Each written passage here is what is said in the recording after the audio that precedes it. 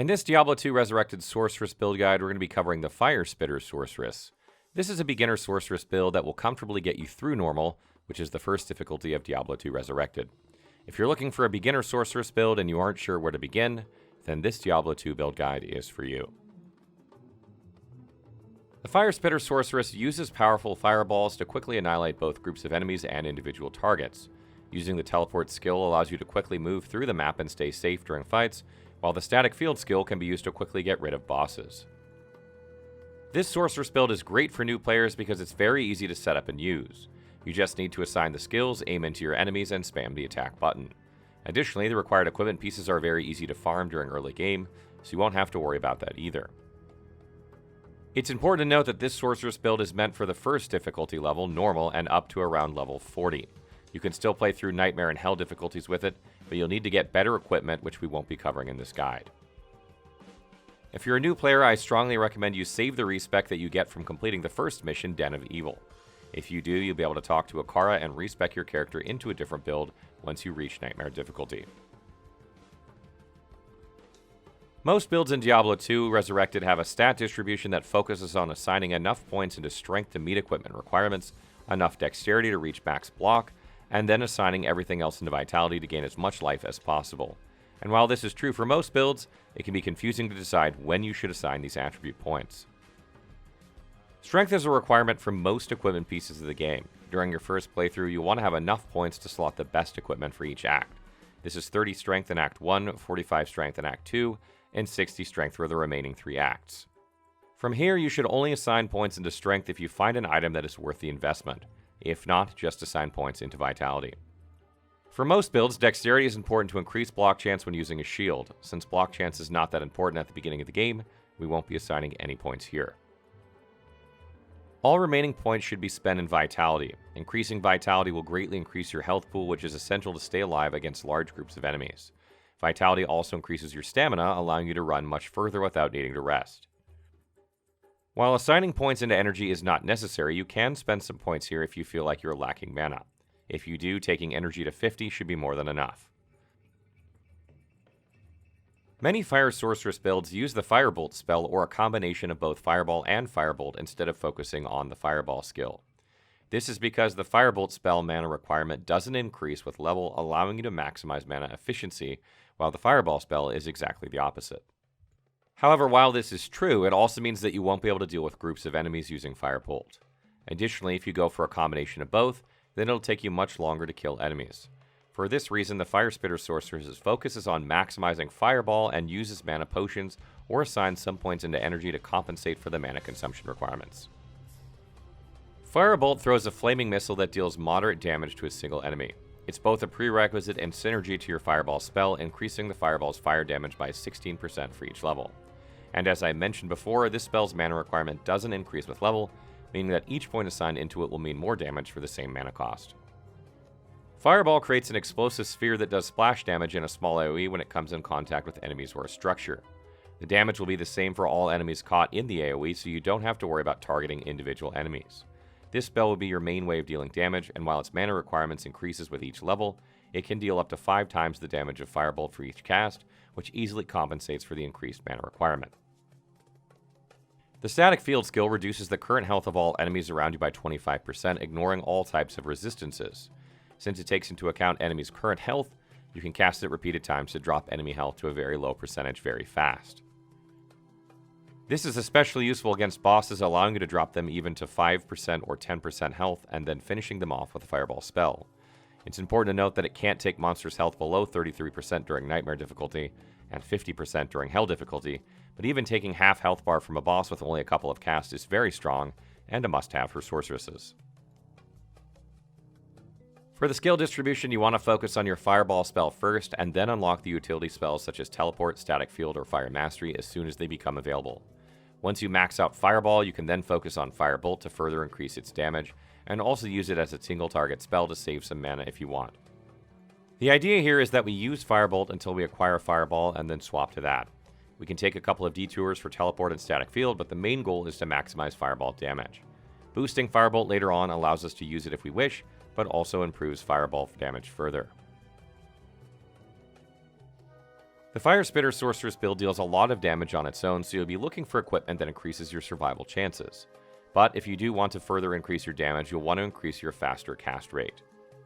The time that your character takes to cast a skill depends on the class. In the case of Sorceress, casting each fire spell without any FCR equipment will require 13 frames. When you equip something that provides faster cast rate, the cast animation time is reduced by a percentage, but unless you're able to reduce the amount of frames required to finish the animation, it won't have any real effect on gameplay. This means that when trying to reduce your cast time, you'll need to find the FCR percentage breakpoints for each frame drop. As you can see in the table, the Sorceress FCR breakpoints are at 9%, 20%, 37%, 63%, 105%, and 200%, meaning that at 200% faster cast rate, your casting animation will only require 7 frames to complete and start a new cast. Even if it doesn't appear to be that relevant, each frame reduced will greatly increase the total damage of spells that you can cast each second. Reaching the 20%, 37%, or 67% FCR breakpoints should not be that hard and will improve your damage output. Runes are a special type of socketed item that will not only provide unique properties, but they can also be combined with other runes to create what's called a rune word. Rune words can be formed by inserting runes in a specific order inside certain types of equipment. The item must be normal rarity, able to support the rune word, and it needs to have the same amount of sockets as runes are required. Note that some magical items have sockets on them, but even if you put the runes in the right order, the rune word will not be created, and you'll essentially lose runes, so be sure to use normal rarity items only. While rune words are often referred to as endgame equipment, some of them can be crafted very early into Diablo 2 Resurrected and should not be so hard to come by. If you're lacking a base, you can check with the merchants as they often sell socketed items, but make sure they are normal in rarity. Rune words are the most reliable way to gear up your character while you advance through the game, so I strongly suggest that you take a look at the complete list on our wiki and periodically check the runes that you have and the rune words that you can craft. I've left a link in the description so you can find this easily.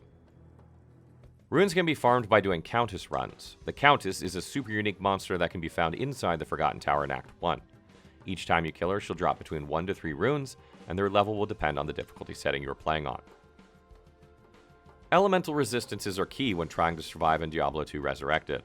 Most enemies deal elemental damage, and having high resistances will mitigate a great percentage of this damage. For this reason, I strongly recommend that you focus on equipment pieces that provide plus resistances during the normal difficulty of the game. You can check your current resistances by opening the stat menu and looking at the bottom of the menu there. Resistances cap at plus 75%, and ideally you want to max all of them when you're reaching the end of normal difficulty. Make sure to periodically check your equipment to balance them out and get as high as possible. Since loot is random, you won't have control over the equipment that you get during early and mid-stage gameplay other than creating rune words. Having said that, there are some general guidelines on the stats that you should be looking for on items to make sure that your character scales up with increasing difficulty. For helmets, there are 2 options. The first is Nadir, which is a rune word made of Neph and Tyr runes and is a level 13 required equipment. This helmet provides a good amount of defense as well as plus 5 strength, allowing you to save some stats early on. The next is called Lore and is also a rune word and uses the Ort Soul runes and is available to equip at level 27. If you happen to come across a soul rune, then you can use it to craft this helmet, which provides plus 1 to all skills as well as plus 30% lightning resistance. For weapons, the first you want to be on the lookout for is the Leaf rune word, which is made out of Tyr Ral runes and can be used at level 19. This is the best weapon for this build as it provides plus 3 to fire skills, greatly increasing your damage output. It also provides a good amount of defense as well as 33% cold resistance. The runes required can be farmed from the normal difficulty Countess, so you should make a couple of runs until you get a Tyr and Ral rune. Once you do, make sure to talk to Akara and buy a 2-socket staff if you don't have one and create the rune word. Next is the Spirit rune word made up of Tal, Thul, Ort, and Am runes, which is a total of 4, and it becomes available at level 25. This rune word can be crafted on both weapons and shields. It increases both your damage thanks to its plus 2 to all skills, and plus 25 to 35% faster cast rate, as well as increasing your defenses thanks to faster hit recovery, vitality, and life stolen per hit. Finding a 4-socketed weapon can be a little tricky, but stay on the lookout for crystal swords, longswords, and broadswords. If you happen to play the secret cow level, if you find any unsocketed of these types of weapons, you can get a guaranteed 4 sockets from Larzuk by completing the Siege of Haragoth quest. Besides these 2 runeward weapons, you can be on the lookout for staves and orbs, which usually come with plus sorceress skills on them. If you come across one of these that provides plus skills and good stats, then it's a perfect fit for this build. First up for shields is Ancient's Pledge Rune Word, which is made of Ral Ord Tal runes and can be used at level 21. This shield provides a huge boost to resistances. If you can't find an Ort rune, you can make one by combining 3 Ral runes inside the Heraldric Cube. Keep in mind that you won't be using shields if you're using the Leaf Rune Word.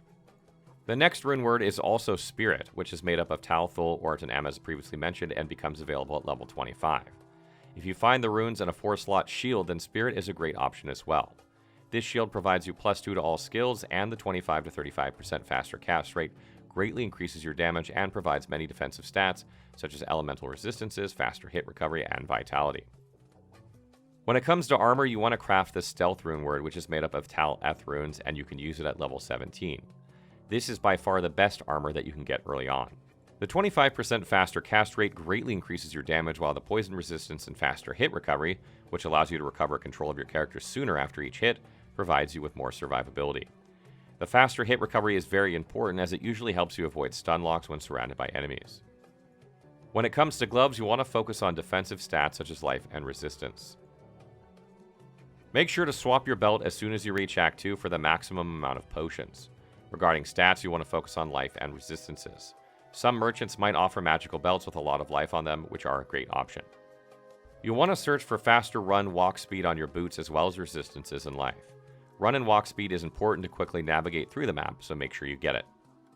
You'll want to search for rings that provide faster cast rate. Other than that, you want to focus on life and resistances.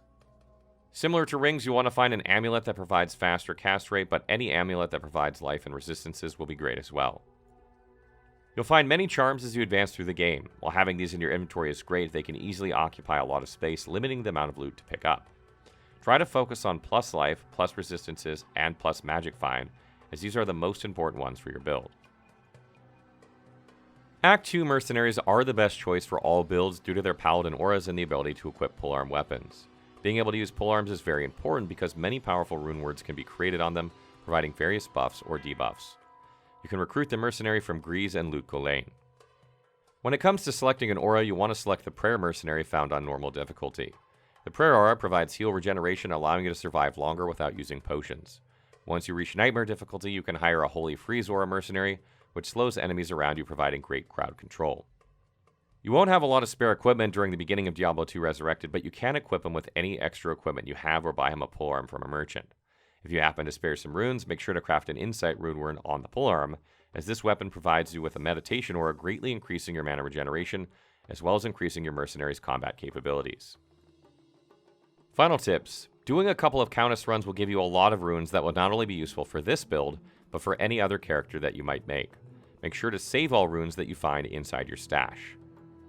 If you're having trouble finding the right item to socket your rune words into, make sure to periodically check on merchants, as they usually have good bases. You can assign your fireball attack to your normal attack slot, allowing you to only swap between utility skills. You can attack from your current position by holding shift on PC. If you're using controller, this will not be an issue for you, however.